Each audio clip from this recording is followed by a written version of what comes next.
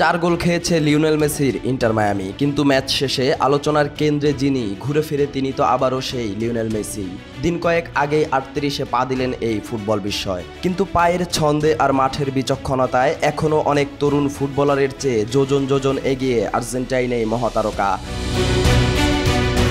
ম্যাচের আগেই Luis Enrique তাকে বলেছিলেন সর্বকালের সেরা। ম্যাচ শেষে সেই কথা আবারও বললেন পিএসজি কোচ।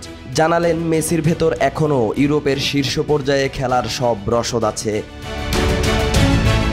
এদিন মেসি গোল করেননি, কিন্তু খেলা গড়েছেন, স্পেস তৈরি করেছেন, সুয়ারেজদের জন্য সুযোগও বানিয়েছেন, কিন্তু ভাগ্য এবং ফিনিশিং যেন মুখ ঘুরিয়ে রেখেছিল মায়ামির থেকে।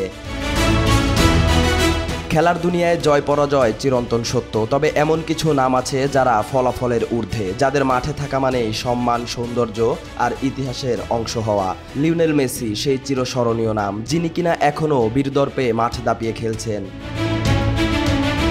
মায়ামি দলটি ক্লাব বিশ্বকাপের শেষ 16তে খেলেছে, এটাও কি কোনো অংশে কম অর্জন? কারণ বৈশ্বিক কোনো বড় টুর্নামেন্টে এমএলএসের এমন দাপুটে উপস্থিতি আগে কখনো দেখা যায়নি। আর সেই আলো এনে দিয়েছেন কে?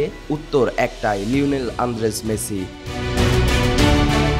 মেসি মাঠে নামলেই স্টেডিয়াম ভরে যায়। ক্লাব বিশ্বকাপও জীবন্ত হয়ে উঠেছে শুধু মেসির উপস্থিতিতে। তার জন্যই ফিফা, মিডিয়া, দর্শক সবাই আগ্রহী হয়ে উঠেছে ক্লাব বিশ্বকাপ নিয়ে। ক্যারিয়ারের শেষ সময়ে এসে লিওনেল মেসির পাওয়ার কিছু নেই, সব অপূর্ণতাকে পূর্ণতা দিয়েছেন মেসি। ব্যক্তিগত অর্জনের সবই আছে মেসির, স্বপ্নের বিশ্বকাপও উঁচিয়ে ধরেছেন এই ফুটবল ম্যাজিশিয়ান। এখন শুধু উপভোগের সময়।